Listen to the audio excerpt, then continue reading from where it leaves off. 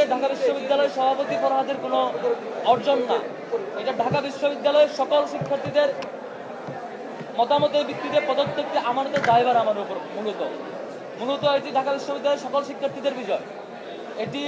ব্যক্তি ফরহাদ কিংবা ছাত্র শিবিরের ঢাকা বিশ্ববিদ্যালয়ের সভাপতি ফরহাদের বিজয় হিসেবে দেখবার কোনো সুযোগ আমার কাছে আমি ব্যক্তিগতভাবে মনে করি না, বরং এটি আমার কাছে মনে হয় ঢাকা বিশ্ববিদ্যালয়ের সকল শিক্ষার্থীদের প্রতিনিধিত্ব করা এবং সকল শিক্ষার্থীদের যে বিশাল আমানত আমাদের উপর অর্পিত হয়েছে সে আমানতের একটি ঘোষণা এটি। এবং এই কারণে ঢাকা বিশ্ববিদ্যালয়ের সকল শিক্ষার্থীর প্রতি আজকে থেকে আমার বিনীত অনুরোধ থাকবে,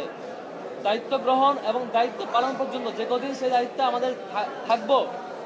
আমি ব্যক্তিগতভাবে থাকবো, সেই কদিন পর্যন্ত ঢাকা বিশ্ববিদ্যালয়ের প্রত্যেকটা শিক্ষার্থী আমার জন্য উপদেষ্টা হয়ে কাজ করবেন। ঢাকা বিশ্ববিদ্যালয়ের প্রত্যেকটা শিক্ষার্থী, আমি যদি আমার পথ চলায় কোনো ভুল করি, কোনো ভুল পথে পা বাড়াই, কোনো ভুল কিছু করি মনে হয় বিশ্ববিদ্যালয়ের শিক্ষার্থীর কাছে, বিশ্ববিদ্যালয়ের শিক্ষার্থী যাতে আমাকে সাথে সাথে ভুল শুধরে দেন এবং তার জায়গা থেকে আমাকে সমালোচনায় কাঠগড়ায় দাঁড় করান এবং একদম যেভাবে শুদ্ধি দিলে পরে আমার জন্য সেই পথটা সঠিক পথে যায়, সেভাবে যেন সে বিশ্ববিদ্যালয়ের শিক্ষার্থীরা আমাকে শুধরে দেন, সে কামনা করব। একই সাথে আমার জায়গা থেকেও